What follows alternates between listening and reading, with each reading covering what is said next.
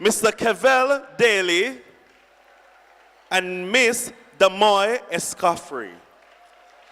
And the moderator for this session is Mr. Walter Williams, a GIS analyst from the Urban and Renewal and Development Branch from the Ministry of Economic Growth and Job Creation. Please make everybody welcome.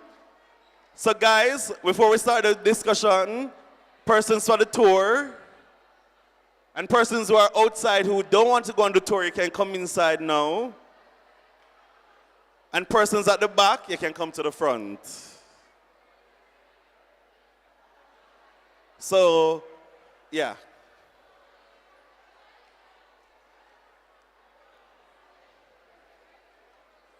At the big tent, you can just go at the big tent.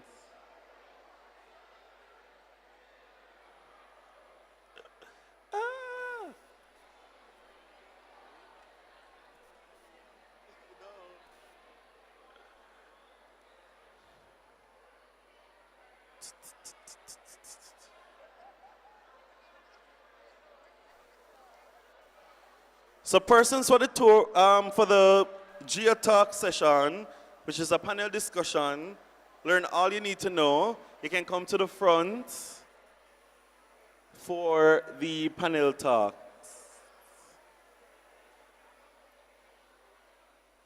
And some of the areas for the campus tour, we have the International Center for Environment and Nuclear Sciences, Life Sciences Museum, Earthquake Unit, and Zoology.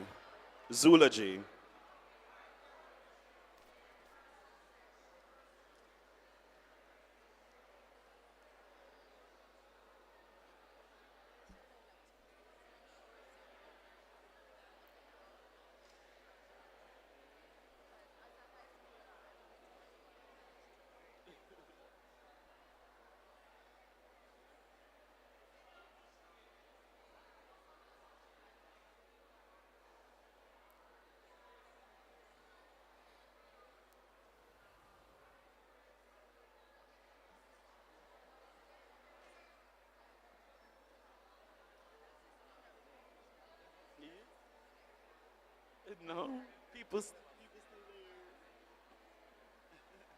Can you urge people to career? All right, so if you're interested in a career in geography, information systems, you know, all of that, please stay for the panel discussion.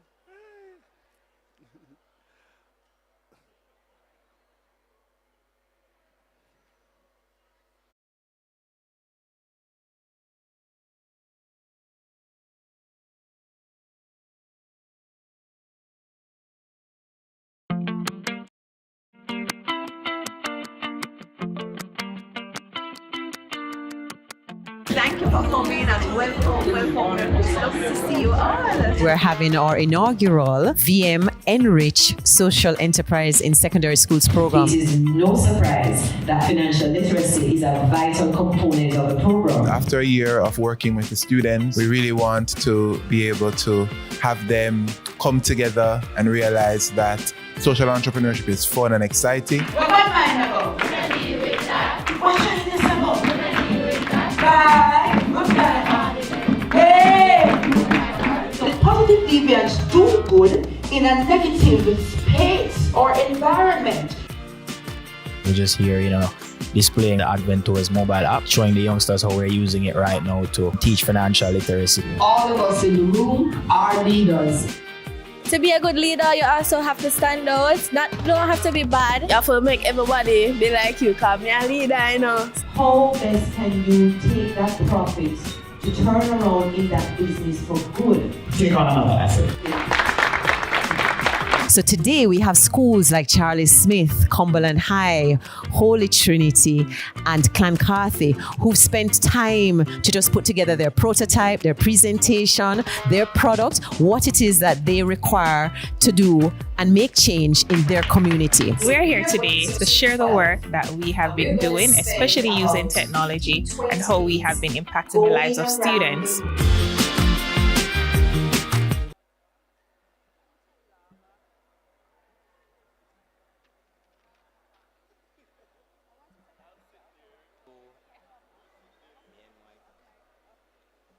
Mic check, 1, 2. All right, good morning, everybody.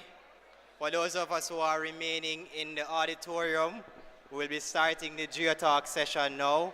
So you may have a seat if you want to participate in this session. I'm going to alternate between questions that I have on a list and questions that will be fielded from the audience for those who are interested. If there is no question from the audience, I'll just continue with my list. All right, so we have some interesting persons up here who were introduced earlier, but I'm going to let them tell you about themselves.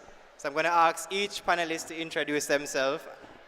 They can tell us their name, the organization with which they work, and their favorite food. Yes. So we're starting with Mr. Mario Hilton here. Good afternoon, everybody. Yes, it is afternoon, yes. My name is Mario Hilton. I'm a senior analyst for market intelligence and geomarketing at Flow, Jamaica. My favorite food is stew peas. Yes, with pigtail. Good afternoon, everyone. My name is Janae Bailey, and I am the GIS specialist for the Ministry of Economic Growth and Job Creation. And my favorite food is, I guess, steamed fish. Yes. Alright. Good afternoon, everyone. My name is Damoy Escoffrey. I am the GIS specialist at Agri Investment Corporation. My favorite food would have to be curry goats. Yeah. Good afternoon, everyone. My name is Kevin Daly, and I'm a GIS technician at the National Water Commission. My favorite food would be Jamaica's national dish, rice and peas, fried chicken with curry gravy. All right. Thank you, panelists. Is there any question from the audience? All right, if there's no question from the audience, the next question I want to ask the panelists is how they got started in a career that involves geospatial technology. And we can start from Kevin this time and come back to Mario. Greetings again. So in regards to me starting in the geospatial field, it really developed out of opportunity. I saw where even though Jamaica was involved in the GIS field, it still didn't reach the point of the breakthrough that was yet to come.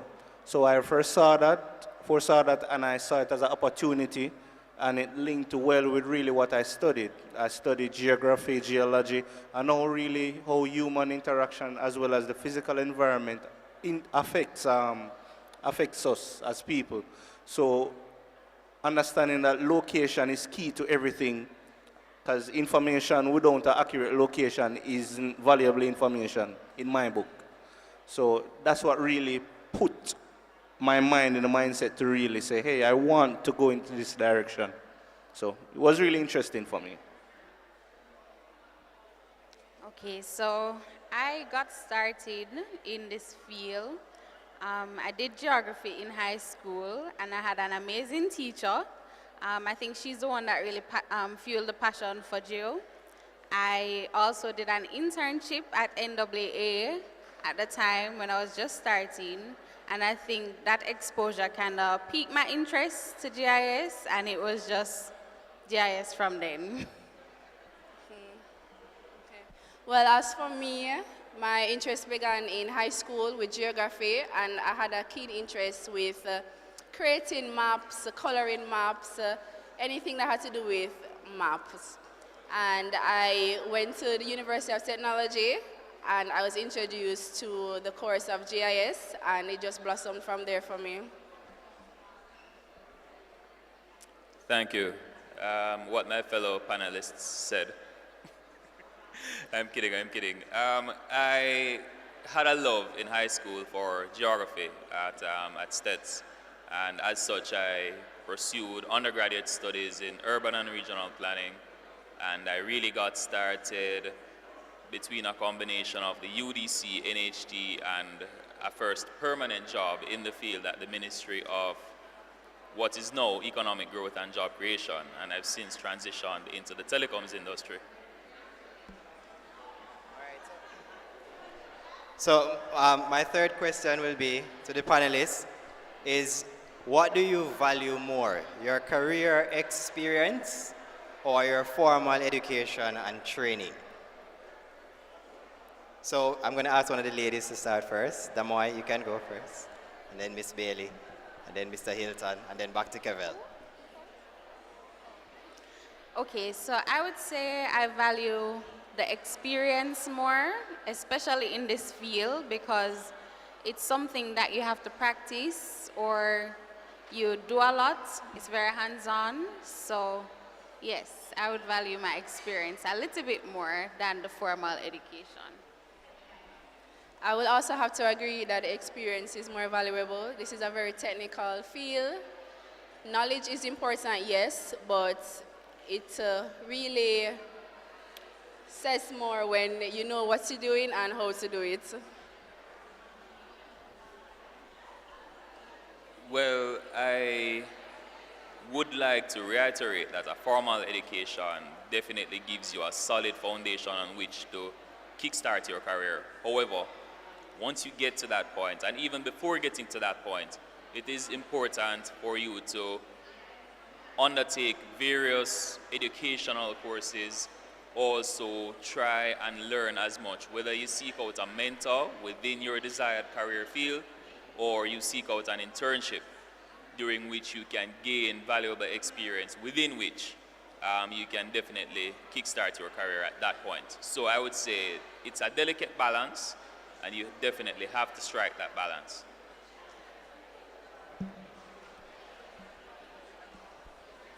Greetings once more. From my perspective, I highly value the experiences more so than the educational background, in the sense that essentially the field of GIS involves creating solutions, fixing real-world problems and all of that. And yes, having a good educational background, or my educational background, yes, it helps, but at the same time, boots on the ground and actually being in situations where you garner knowledge and experiences and learn to apply it into different situations. Situations like that really make me lean towards experience. So the more I learn, the better, but at the same time, applying it is where it comes in. All right, so I'm going to ask again if there are any questions from the audience. Is there a student who would like to ask a question? Please feel free to indicate to me and I will allow you to do so. But I'm going to continue with the questions I have on this list. All right, so whoever has the mic is going to answer first this time. Can you tell us about one of your more rewarding work experiences? So something you did at the job that you really felt very good about doing, which really helped a lot of people, or something of that sort? Sure. So I'm asking a question about a very rewarding work experience that you had. So if you did something on the job that was really, you felt very good about doing it, the persons who received it welcomed it and so on, or your boss was very appreciative of it, or something of that nature. Some good experience that you've had in the field since you've been working. So, one of my most rewarding work experiences would have been when I decided to kind of undertake a project for a company that I was working at. I developed a GIS dashboard, and I don't know, everybody was so excited about it, and they found it so interesting, and it kind of made me feel good. So yeah, that would be my most rewarding as Corinne. Okay, as for me, my most rewarding experience would definitely be each time I get to show my skill set with drone flying, as where I previously worked in the grill, I was the chief drone pilot, so to say, And I've garnered many skills that I am able to use here at the Ministry of Economic Growth and Job Creation in my post as GIS specialist to not only make my work easier, but to also teach others what I know. Well, most rewarding career experience for me, there have been quite a few, but one of them that really sticks out for me is in my previous job with the National Spatial Data Management Branch. My colleague Walter here. It was a NERGIST deployment in the aftermath of a hurricane in the Bahamas. And I mean, it was just very much eye-opening.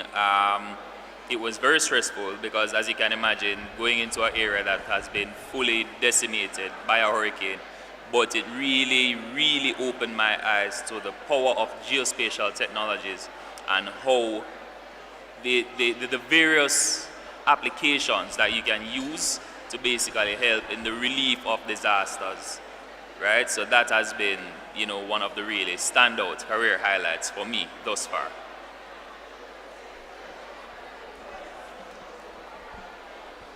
So in regards to one of the most rewarding experiences, it's hard for me to pick one, but I can say what leads to the gratification would be creating solutions to fix real-world problems.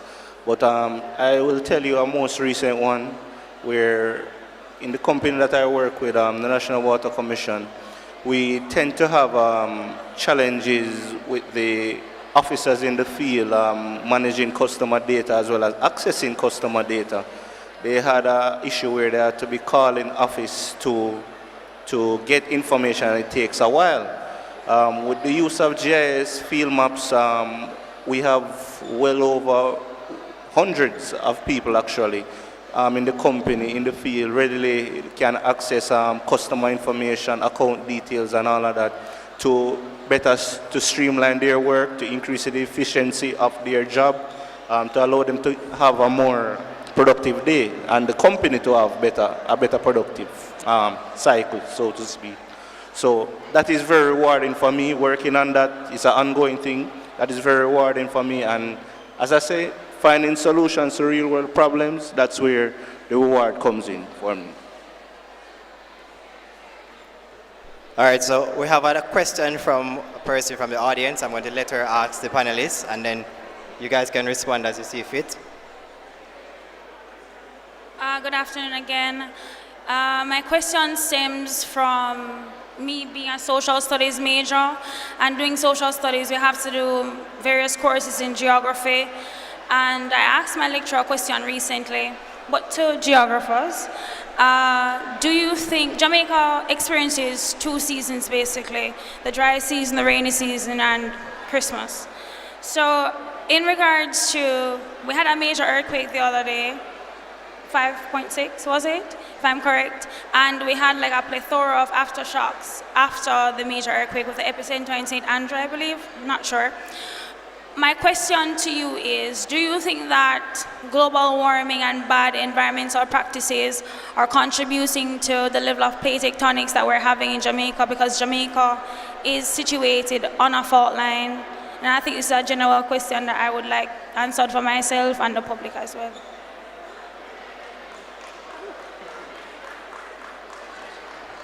All right, so Kevin, you want to respond? You can go ahead.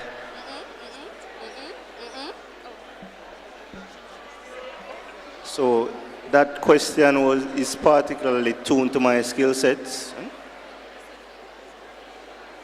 Okay, I'm answering on behalf of the team. That question is tuned directly to my skill sets. I used to work in the earthquake unit. In regards to plate tectonics and earthquakes on a whole, it's not a seasonal event. It occurs because of stress being built up in the plates, in the fault lines actually.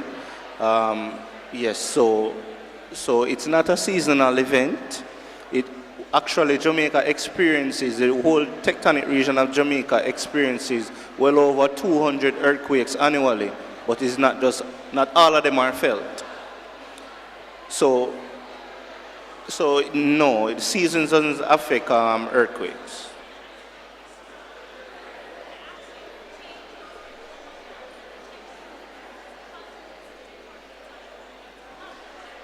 Okay, so no, so plate tectonics is not affected by global warming, climate change, or none of that. That is the internal processes and mechanisms of the melting of the plates. So it's a constant motion. So you have Pangea splits, creating the continents. Is a continuous process. So global warming has no direct implications. No direct implications. All right, thank you, Kevin. All right, so this is going to be my last question to the panelists. In this day and age, we know that there's a lot of emphasis on gender and that type of work balance in the office. You're trying to keep the number of females and number of males to some kind of equilibrium. So I'm going to ask, what has been your experience working in this field and seeing the different gender issues that have been highlighted or that has come up in what we feel is probably more a male-dominated field than not. So do you understand my question? Yeah. All right, thank you. All right, so as it relates to gender balance, at my place of work in my department, which is the Land Administration Management section, we have roughly 8 employees in the unit, and it's fairly split in half, so 4 males, 4 females. We are all field officers. We all go on different sites. It's just that maybe my purpose of field visits would be to do data collection, while another individual's purpose would be to do land valuations. So as for my experience, I would say that we have a really good gender balance. There is no preference. There is no, only one set of gender do site visits. I'm pretty comfortable where I am, and I must give gratitude to the ministry for ensuring that there is a gender balance present. Okay, thank you for that question, Walter. The parent company of Flow, Liberty Latin America, has a very extensive program which includes diversity, inclusion, and equality. And with that said, it does trickle down to Flow, where gender equality, inclusion, that kind of stuff is heavily promoted throughout the workplace. So as such, a gender balance is promoted at every single level of the company. Currently, the executive team at Flow Jamaica is constituted of, I think, about, at one point it was 50-50 in terms of a male to female balance. I think it's now 60-40. But just that alone, there are quite a number of female leaders within the company across realms that are typically dominated by the male gender. So with that said, it is not just from a geospatial, industrial, or geospatial career point of view, but something within my organization that is taken seriously and it is looked at a very high level. So all you young ladies, Flow is a great place to work where gender inclusion and equality is concerned.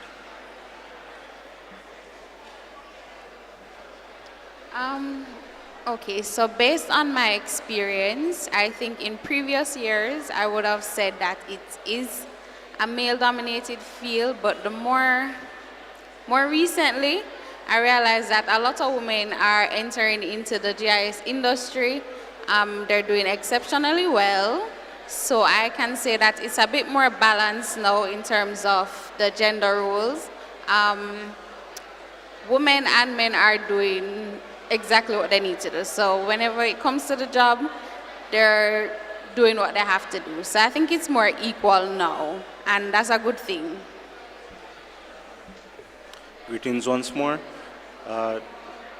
In the office that I work with, there is a a delicate micro ecosystem where we all have to coexist together. Naturally, we all have our strengths and our weaknesses, but understanding that we are there as a team to complement each other, to function as one. So everybody does their work efficiently. Males do their work differently from the females, but we all reach the same role, or same end result, I should say. So gender is important in understanding that we're different, but at the same time we're there for one common goal. So complementing each other's weaknesses and pushing and pulling on each other's strengths is what really makes it work. So I really appreciate a diverse work environment. The one that I'm currently in, it's about split 50-50. I think 4 males and 4 females. I have a manager who's a female, and I really appreciate her way of doing things. So I think gender is critical. All right, thank you, Kevel. Can you put your hand together for our panelists? I want to thank them for sharing personal details of their lives with us this morning. Stew peas, steamed fish, curry goat. Kevin, what was yours? And yes, and the national dish, which is not ackee and saltfish apparently, but is rice and peas and fried chicken with curry gravy. All right, Miss Poiser has some tokens for our panelists, and so she's bringing them.